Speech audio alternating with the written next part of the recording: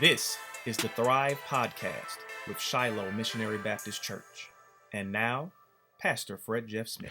Hello, welcome to the Thrive Podcast with the Shiloh Missionary Baptist Church.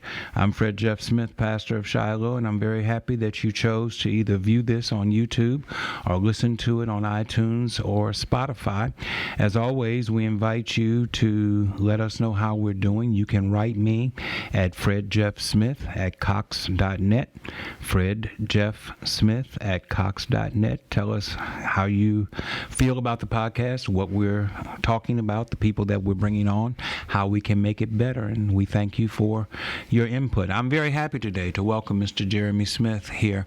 Mr. Smith is an entrepreneur. He's a barber. He has his own ATV club, and he does wonderful benevolent work in our community, and I wanted to have the opportunity to talk to him today. Mr. Smith, thank you so much for coming to share with us. Thank you. So tell us about Jeremy Smith. Well, Jeremy Smith, Baton Rouge, Louisiana native. Grew up in Dallas, came back to Baton Rouge, love us, love our state, love everything about it. We have some of the most beautiful, loving, homegrown people here. Just here today to talk to you, bro. You're a barber. Yes, sir. Which means that you are an entrepreneur. You set your own hours. You run your own business. You have to have a specific kind of discipline in order to do the work that you do successfully. As a parent, as a member of this community, do you find the discipline that you have to use on an everyday basis lacking in younger people in our community? Why, yes, I think it is because of the fact, number one, you have to separate your home life from your work life. You can't intertwine the two because you're going to have a problem. Mm-hmm. Whether you bring an attitude to the house from work or you bring your attitude to work from the house, you have to separate the two. Mm-hmm. And when it comes to your children, you have to pay special attention to them because they watch you more than you watch them, believe mm-hmm. it. I can't see what I'm doing. Mm-hmm. So I don't know if I'm wrong or right. You know, so it takes a good person around you to tell you, look, don't do this because such and such watching you, man, you know. And you have to accept that. You know, you can't get mad with your friends or your peers or if they telling you doing something wrong. Mm-hmm. Everyone likes to be praised. Mm-hmm. Everyone does. But when you're doing wrong, who like to be known to do wrong? Right. You know, so with my family life, like we was discussing earlier, I have to get out of always thinking I'm right about everything. Mm-hmm. You know, I mean, even though me and my girl and my family have discussions, I still be feeling like to some point, since I'm kind of older than you and I've been through certain things, I'm right. But all the time, I don't be right. Yeah. You know, I don't. You know. So, in your barbershop, how many chairs do you have? Well, actually, now I have 6 chairs, but I only have 4 people. Okay. Other than myself, because of the fact I have to limit the attitudes. Okay. You know, I have to limit. Talk about attitudes. Each one of my barbers have different attitudes. Okay.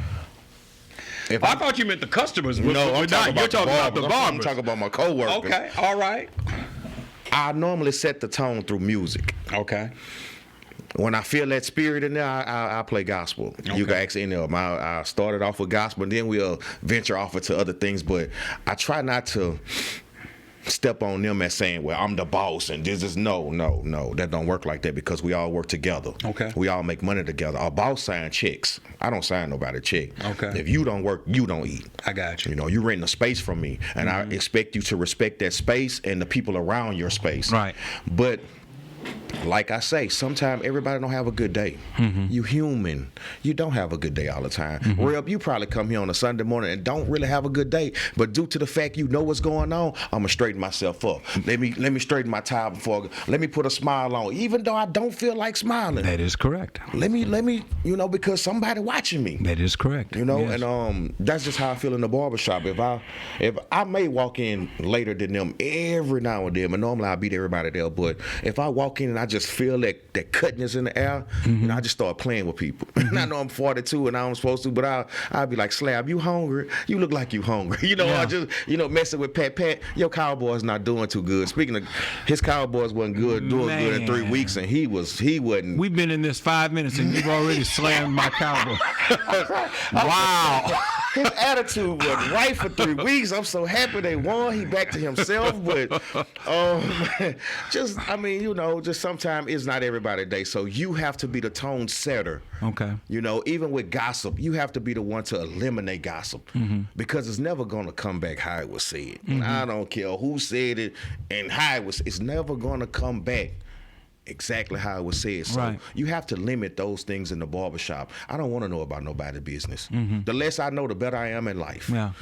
So if it don't apply to our barbershop or if it don't apply to us making money, we don't want to discuss it. Okay. You don't want to talk about it. So the atmosphere is set by you as to what goes on. It's at least 2 of us in the shop. Yeah, okay. It's at least 2 of us. Me and the Cowboys fan. That's twice he's brought up my Cowboys. I'm just saying. Okay. That's twice, but that's okay. We won last week, so I'm y'all did. I'm did a happy real man. good. Yeah. Help me First a whole in y'all lot division in my house because my son is an Eagles fan, so that's a real problem. Yeah. But moving away from your coworkers, talking about the customers. You were probably brought up the way I was in a barbershop, and you knew what the barbershop was like when you were a kid, and you knew what was expected of you as a child in the barbershop. What's it like these days? Totally different. There are no more Mr. Sams. There are no more Mr. Cooks. There is still a J, but you have to understand who I am before you drop your kid off to me. Right. Because when you drop your kid off to me, that leaves me responsible for your child. I don't care how you look at it. Right. I am responsible for your child's well-being while they're at that shop. That is if correct. Something happens to your child, like Kevin Hart say, let me talk to you before you pick the child up. You sure you had 2 eyes before you dropped it? I'm responsible for your child. Yeah. So there are no more old school shops where when you come in, you sit down, you don't ask for nothing, you don't touch. If the TV on that channel, you don't ask for the remote. You don't. It's just none of that. Right. When a child comes to the shop now, it's just total chaos. Right. Like they want to run in this shop, they want to play, they keep opening up the door, going in and out. See, it wasn't no more of that. Even when we used to go to the barbershop when we was a child, we used to ask them, you want me to sweep your hair for you? We wasn't looking for nothing in return. Right. Just what you want me to do. Right. Mr. Cook, if you don't mind, can I clean your barber station off? He'd be like, here, boy, take a quarter and go to Miss Kelly and get you some annihilators. Or, it's no more of that. Yeah. It's no more respect like you can't tell my child what to do. Yes. You kind of understand where I'm coming from? Yeah. It's like a fine line on what I can actually say. Even with speaking to people now, it's a fine line of what you have to say. You can't say, hey, Keisha, you sure look good today, man. No, that's sexual harassment. Yes, it is. You understand what I'm saying? Yes. You have to say, hey, Keisha. Yes, that is correct. You can't say, and I like that color polish on your toes. That's sexual harassment. Yeah. If you really don't know, yeah, that's what it is. So even with talking to a guy, you can't speak to him like, what up? I remember back in the 90s, we could be like, what up? What up? Now you say, what up? What you mean, what up? Yeah. What you man, I was speaking. I'm sorry. I don't even want to look at you no more. Like, yeah, why you eyeballing? Yeah, it's too defensive. Yeah, like, why you getting so defensive? I'm sharing love because I'm speaking. Yeah. But now I have to speak like, hey, and I'm gone. I'm not going to waste too much time with it. So build on that. That's what you find in your shop with the clientele that comes in. It's a reflection of what's going on in our larger society. How do you think that plays a role in where we are as a people in this community? Well, when you come to my shop, you already know me. Mm-hmm. And everybody that know me know I love a family environment. So when you come to my shop, you're going to enjoy yourself. You're going to laugh. You're going to have fun. There's not going to be no mess. But in this world, once you walk out that door, we go call it the world. Mm-hmm. The world is not like that anymore. Mm-hmm. And I hate to say it because they hate to hear me say this in the barbershop because of our people. We destroy each other. Mm-hmm. It started through music and it was accepted. it started in movies and it was accepted.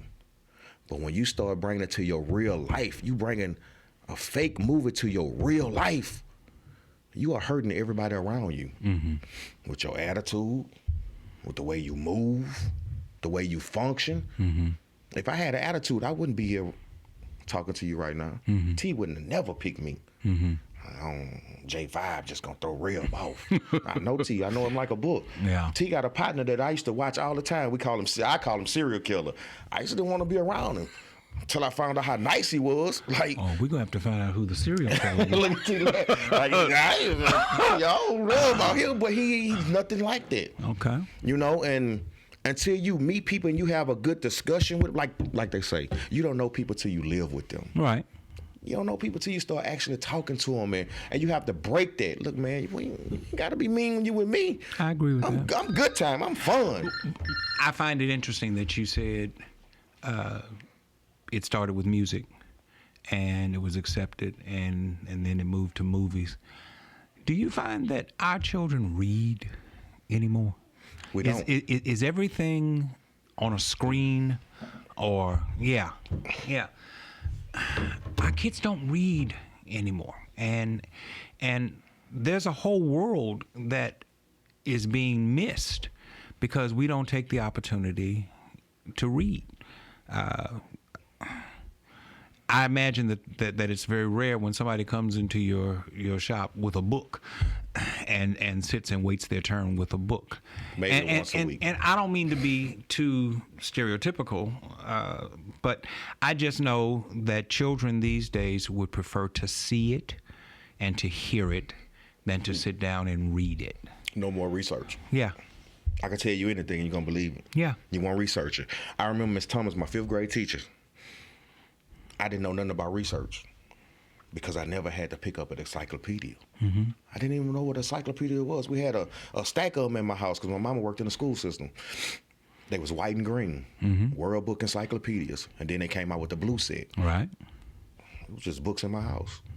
Like right now, if somebody not into reading, they would never understand all this information right in front of their face. Yeah.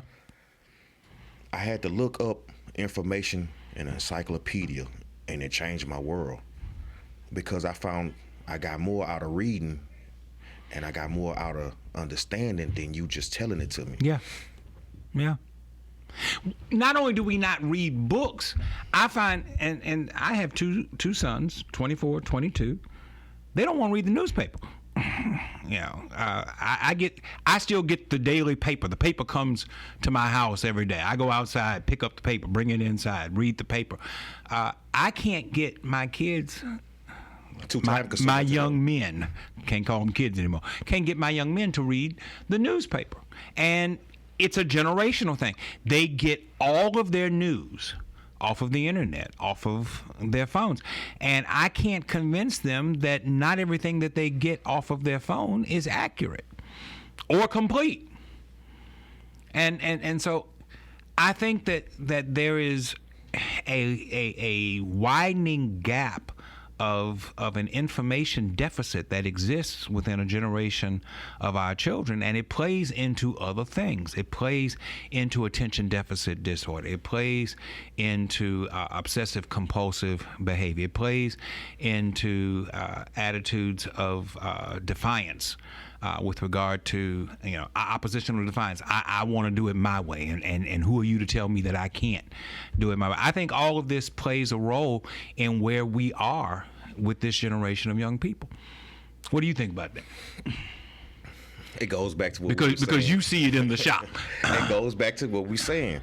If you are the head of your life, your household, your business, most of the time you think you're right.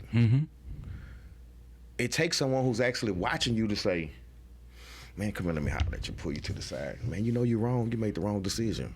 You know, who are you to tell me that? Man, listen, sometimes it's cool to listen. Yeah. We got this rule in our barbershop called shut up. That's the rule. How does the rule work? It's so easy. Start telling me something. Jay, you know that the Cowboys are going to win the Super Bowl Now this is In spite Jay. of the fact that This is Jay talking we had to a himself. 3-game skid. You know, This is what I'm finna say to myself. we've gotten over our issues with specialty players. We've gotten our hurt players back on the field. Man, we gonna make a run through the rest of the season, and come February, we're gonna be the ones holding up the trophy. Man, you know McDonald's got McRibs back, and you know, we can go get us. Let's go get us some McRibs, man. It's so easy, ain't it? Just shut up. Don't do nothing to agitate nobody. That's just our rule. Okay. You know, that's just our. It's so easy, man. I'm not gonna touch on that. Jay, shut up, Jay. You know, just shut up. So the rule of shut up is not you telling me to shut up. The rule is to yourself. I'm gonna mute myself. I'm just not gonna bother with this until you run out of breath, and we move on to another subject. So easy. I got you. It's so easy. Our neighbor got prime ribs $5.99. It's so easy, and you can avoid all the rest. Yeah. You know, you can avoid it. You know, I do it at home sometime. Me and my girl, our biggest discussions be in the house is what we gonna eat. Yeah. Because we be so a repetition of eating the same thing every week. Mm-hmm. So we'll get into it about, man, I'm not eating that. Oh no, I'm not spending no more money on fast food. We done spent $100 all week on fast food. No, well, I want this and I want that. You know what, Jay? Shut up. Because we gonna eventually get what she want anyway. Yes. We are. And I'm gonna be happy. Yeah. If I ain't happy, I'm gonna act like I'm happy. You know, because I don't want no confusion. In addition to your work as a barber and an entrepreneur, and we're going to get back to the entrepreneurship part about it in a minute, you also have started an ATV club. And for those who don't know, ATV stands for all-terrain vehicles. And it's not just a club for recreation. You do a lot of good benevolent work in the community through that club. Talk to us about that. First of all, what's the name of the club besides just The an club ATV is called club? Down South Mud Mafia ATV Club. Okay. Dirty South Mafia, whatever you want to call it. We just enjoy being around each other first. Mm-hmm. You know, everybody's like brothers and sisters. We talk on a daily basis. Woo, Lord, we talk. Sometimes we talk and I don't even want to talk. But we got group texts. We stay communicating. If we see something with somebody that we want to help them with, we come together, we talk about it, we help them. Even though I'm the president of the club, I'm not the president. If you kind of understand what I'm saying. Mm-hmm. Everything just don't go to my way. You know, we talk about everything, you know. We come to a group discussion or decision on things. Right. You know, it just don't be like, man, with Jay the president, whatever he say go. No, I don't like it like that. Okay. You know, we throw parties. You know, we throw block parties. Like we're gonna have another block party December 8th. It's free for anybody who wanna come. Live band, DJ, food. We just give whoever wanna come. We don't. It could be an 18-wheeler driver driving by, see some fun out. Man, come on. You know, that's just how we do. We got another party coming up, November the 2nd. It's a blackout party. You know, it's just pure fun. Mm-hmm. You know. But I understand that you also do a lot of community work. We do. You and I do provide that groceries for people and things of that sort. We do. We'll pick somebody, whoever we feel like needs something. Or my vice president owns a car wash, and he have a construction company. Mm-hmm. It's like one of my four-wheeler girl. Well, you know, people come by his car wash all the time. You know what I'm saying? He sees and he'll come to me like, Jay, look, I want to do this. Come on, let's do it. Right. You know, it's never a no. Can I say that? Because of the fact I know my community. Mm-hmm. You know, even with my barber shop, man, if you saw how many haircuts I give away a week. Sure. I see. What does a typical haircut cost these days? Now I'm just curious. About $30, $35. As you can tell, looking at my head, I don't have to worry about that too often. Yeah, look at mine.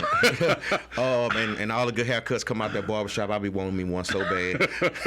But a typical haircut about $30, $35. Okay. You know, but to see, not every parent who walks in there with their child has $35 for a haircut. No.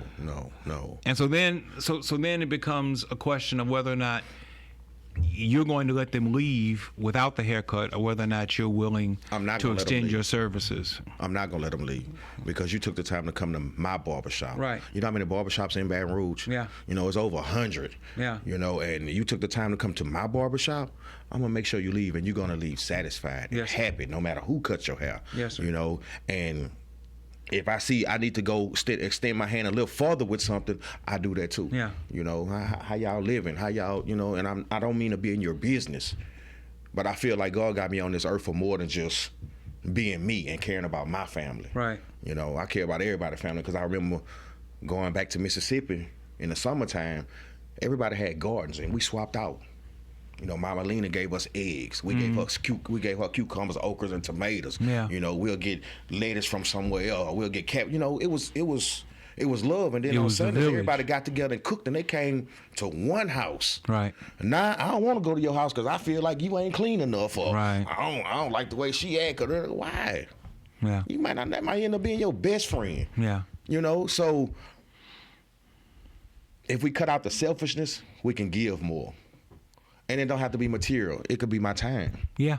You know, you might need your grass cut, Reb, and you can't get out there and cut it. Man, Jay, stop by the house and cut my grass. Man, I got you. Because I got full lawn equipment. And guess who I'm going to call? My son. Boy, get out here.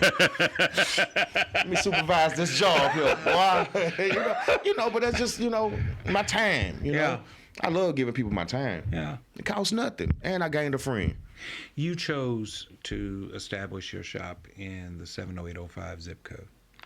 70805 zip code is considered to be one of the most dangerous, certainly one of the most impoverished zip codes within the Baton Rouge area. Tell us about that decision. First of all, I never wanted to be a barber at all. Okay.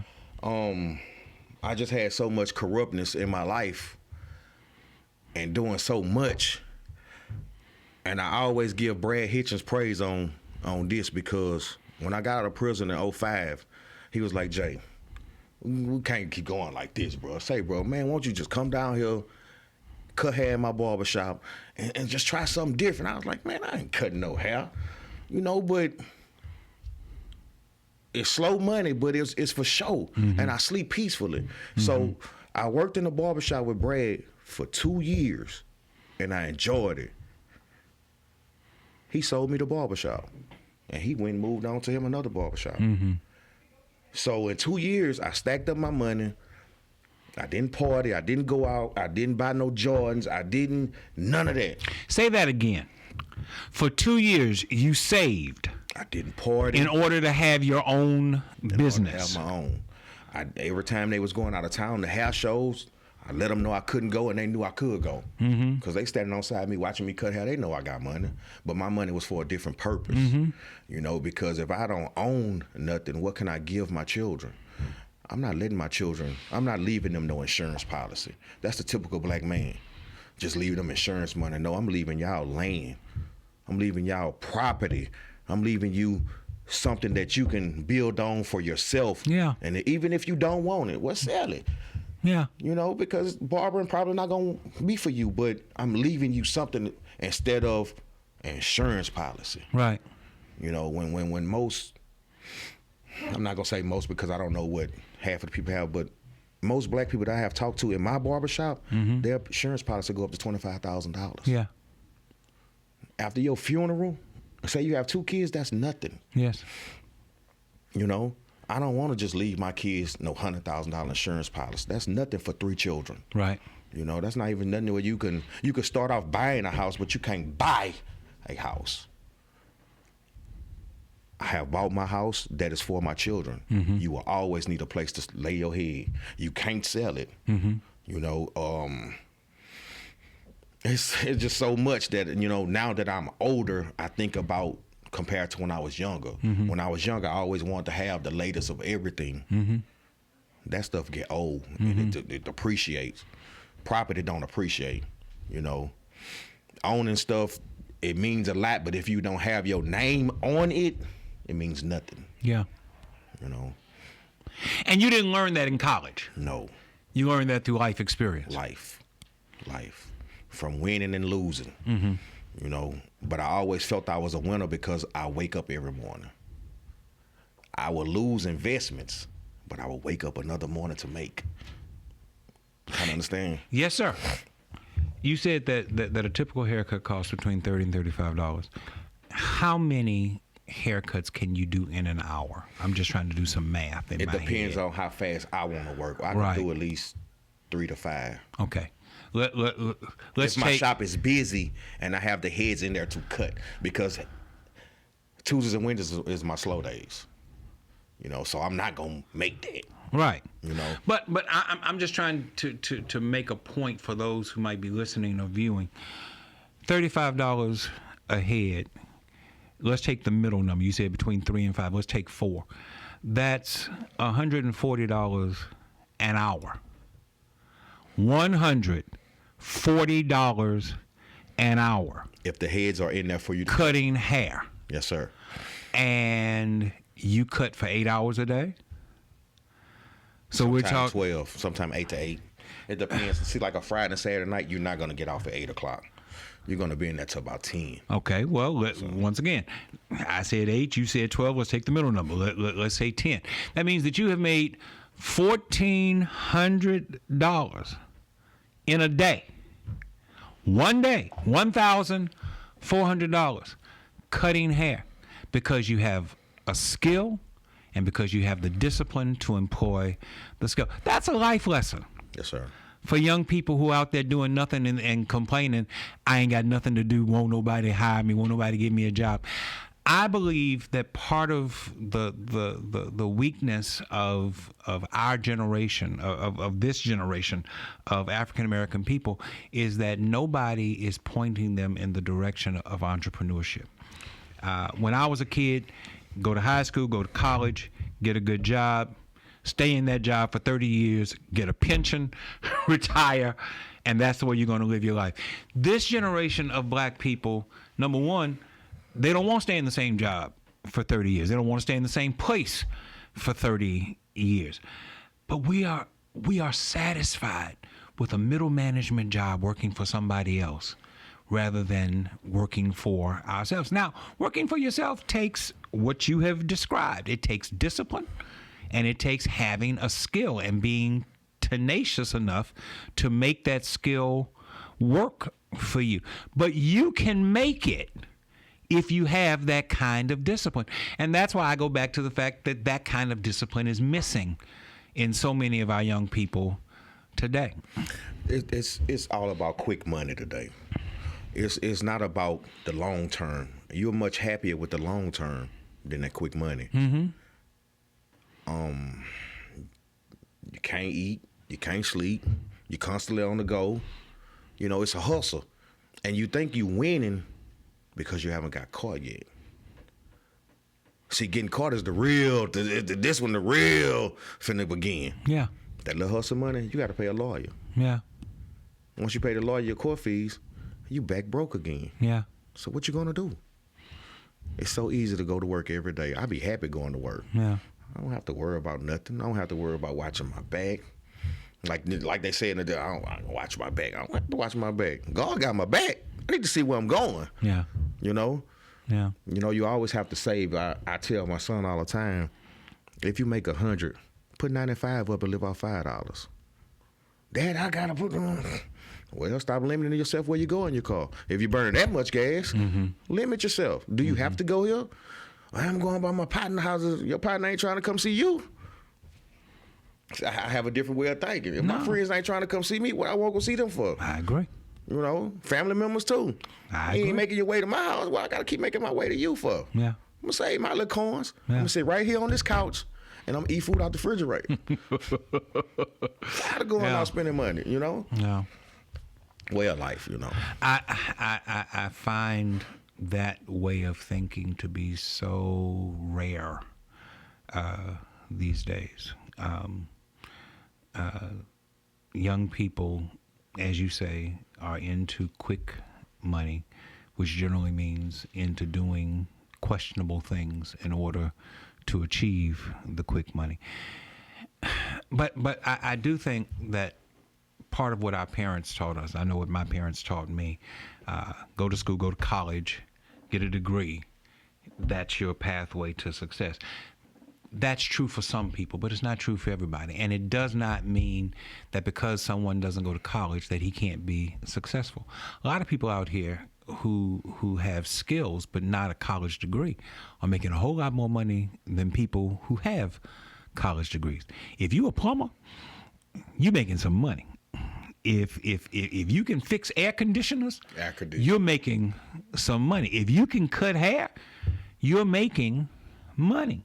And you're making good money. You're making honest money. And as you say, through your entrepreneurship, you are building a legacy to leave to your children.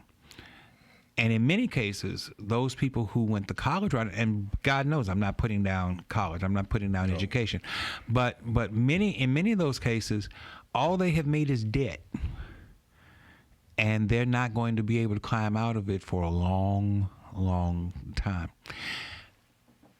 I think that one of the great lessons that you can teach young people is that you can make it if you have a skill and you're willing to work hard.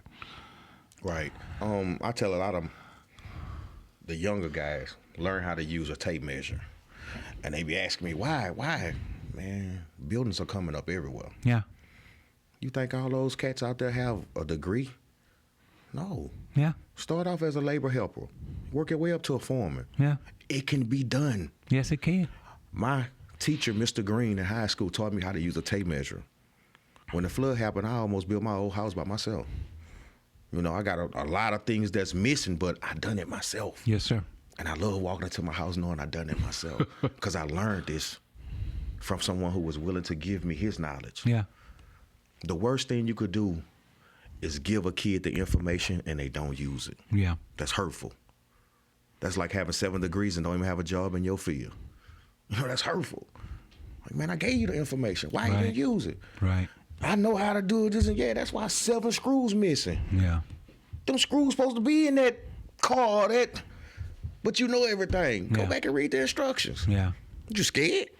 You just like to look at pictures? Once again, we don't want to read. Don't want to read. Takes too long. Yeah.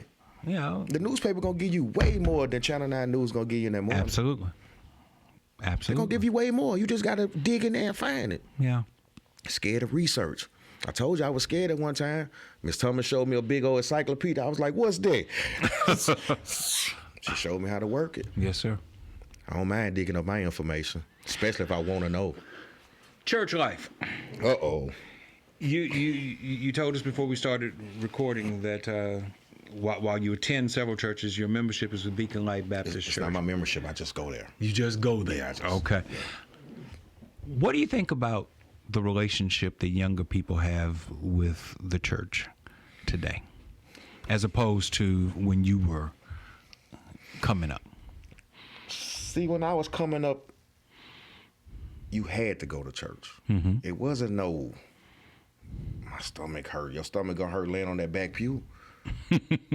Or, you know, you gonna go upstairs. You gonna do something. It wasn't no, Mom, I don't feel like going to church today. All right, baby, I see you when I come home from church. Most younger people read the Bible or study the Bible when they get locked up. I'm sorry to say that. When you get in trouble, that's when you grab it. Mm-hmm. You're looking for help. But how you gonna look for help and believe if you don't do this on a regular? See, you believe in your homeboy next door. Mm-hmm. But how you gonna believe in God helping you if you don't trust in him and you don't study him? A lot of people don't know what you know until they ask you a question or they talk to you. Right. You could look at a homeless man and be like, but you don't know what that man been through. That man probably a whole astronaut. He just got tired of life. He might know the Bible backwards and forward, mm-hmm. but he just might be tired right now. Mm-hmm. You don't know what people know. So it's hard to question people on their faith or what's going on in their life and how they apply it with God because they don't know. A lot of parents not teaching them that. Mm-hmm. It's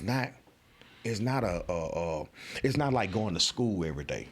You know how you wake up, you have to go to school. That's like your job. You have to go. See, you ain't no have to go to church no more. Mm-hmm. You can go if you want to. If you don't, I'm leaving you. Mm-hmm. You know, I really don't see a lot of younger generations in church. It'll be like a female and their children, their child, but you're not finna go to church to see no 15, 16-year-old dude and a young man. It's rare.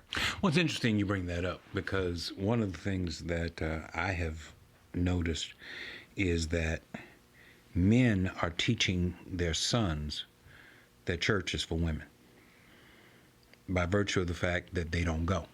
As you said earlier, they're watching what you're doing more than you realize. And if they see that daddy doesn't go to church or that granddaddy doesn't go to church, then they are formulating the idea in their mind, church must be for women. Church must be for women and children. There's nothing there for me. Now, as someone who attends church, as a young man who attends church, who brings his family to church, let me ask you, what do you think the church can do to help dispel that myth? I'm not here browbeating you, asking you about other. I'm asking you, what is it that we can do on our end? Reach out more. To reach out more. More. You know, I got a homeboy that's a preacher. He attend a lot of the little AA football games, and because he was a coach at one time with it, but his belief and the way he feel about some things, he can't let you talk to him any kind of way. Mm-hmm. You know, don't let these sports fool you and talk to me any kind of way. So he kind of like shy away from it a lot. But he don't mind reaching out, and that's how he get them. Mm-hmm. You know, he'll find something that you like.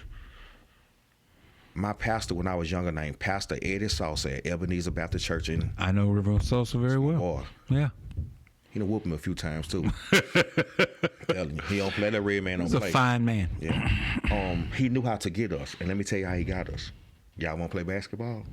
I'm going to buy 2 goals and set it up in the church parking lot. And before you knew it, we was inside the church instead of outside.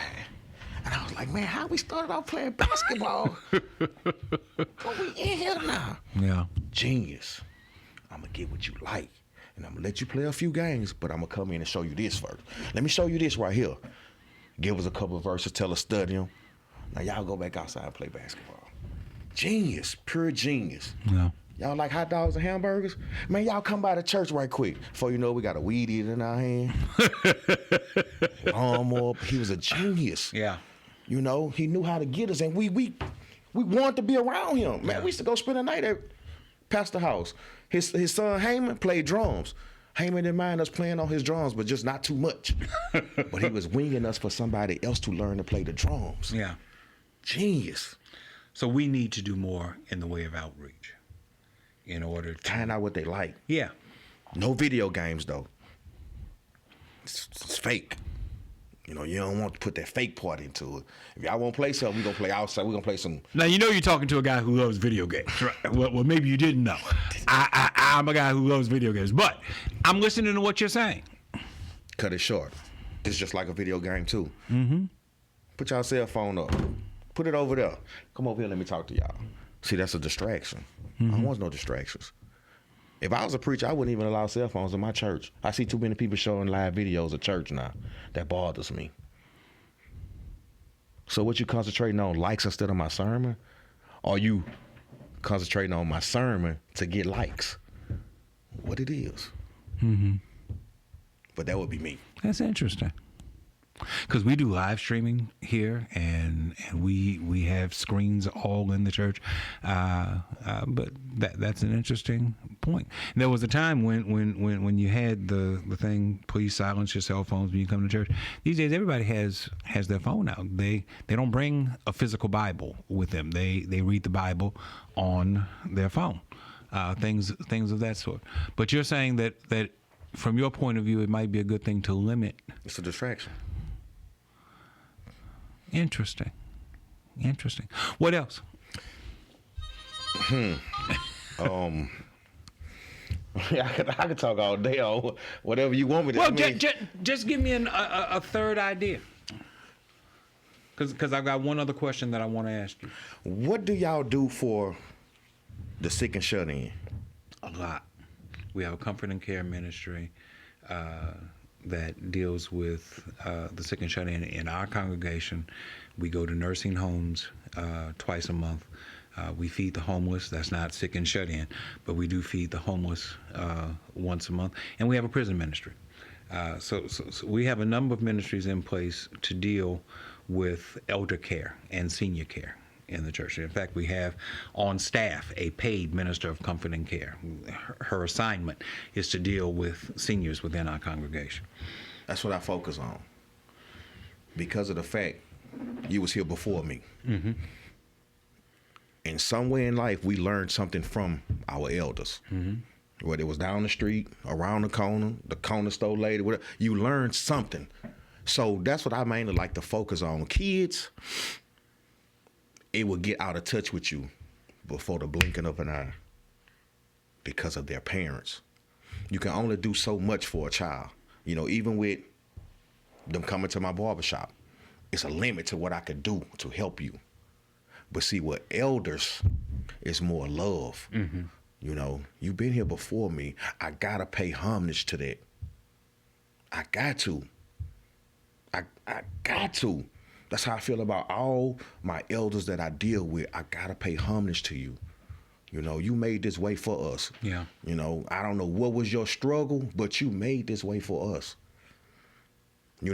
And even with the church, why I brought up the sick and shut in was because once they're sick and shut in, they're shut in. Yeah. You shut them out. Yeah.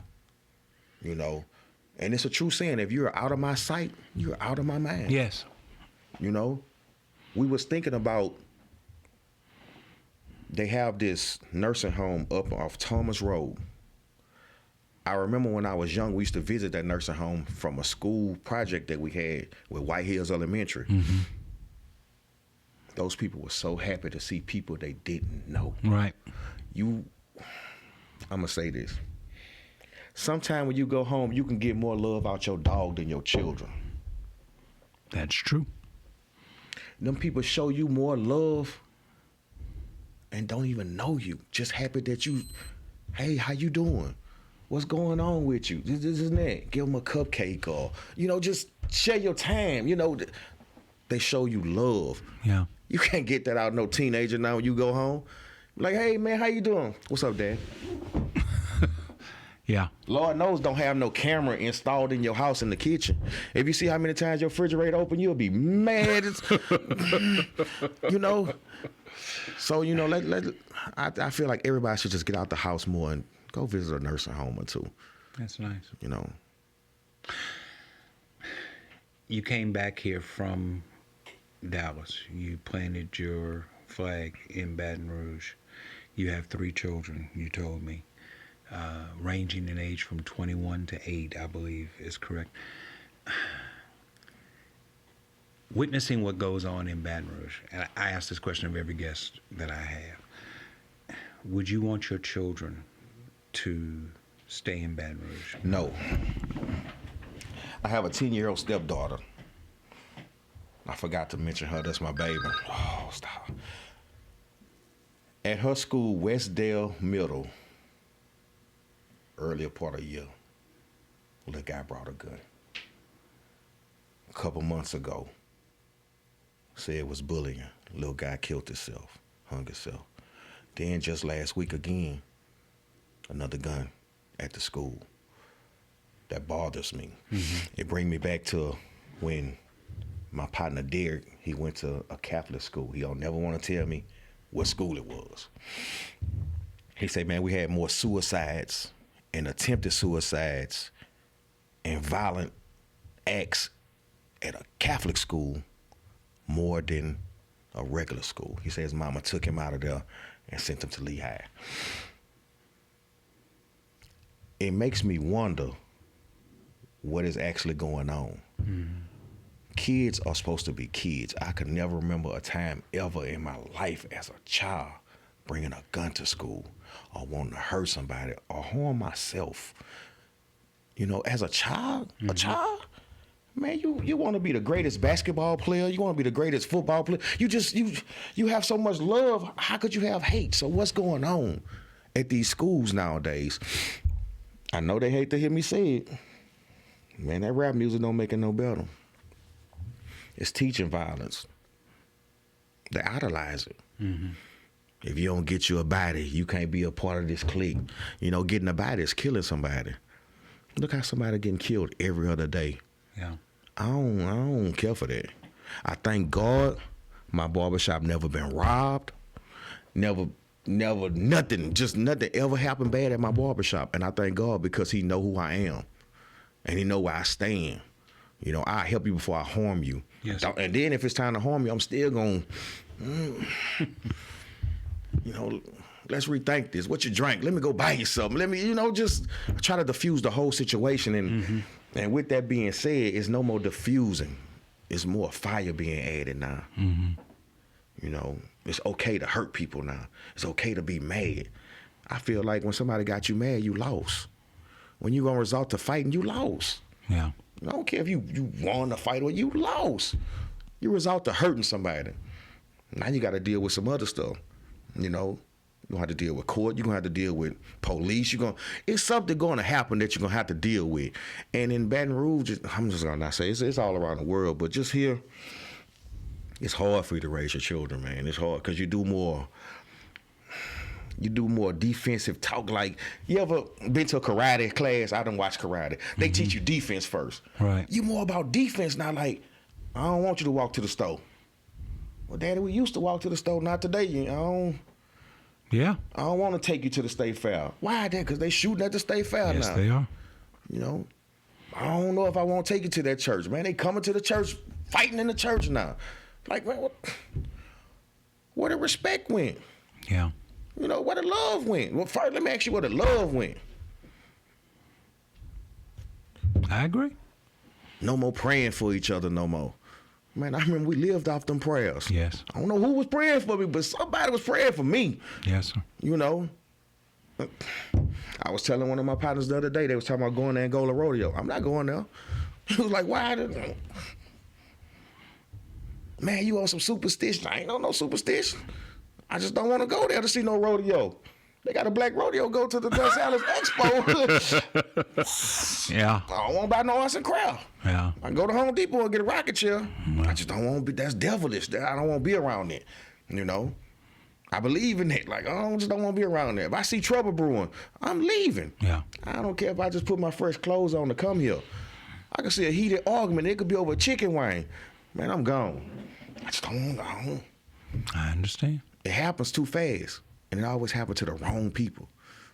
Innocent bystanders. You know, I don't want to be that one. My children need me at the house. Yes, sir. You know, I don't want to be hurt for no reason. They need me. That's not gangster to me.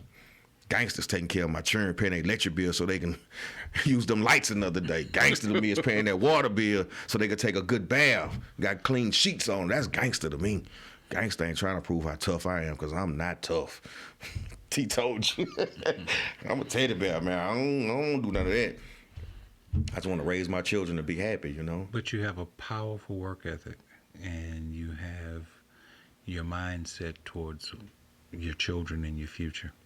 I appreciate you taking the time to come and share with us today. Thank you so much. It's not going to be the first time you see me. All right. Look forward to Mr. Smith. All right, sir. Thank you, Reb. Thank you. Appreciate it. Thank you for viewing. Thank you for listening. We'll be back again next time.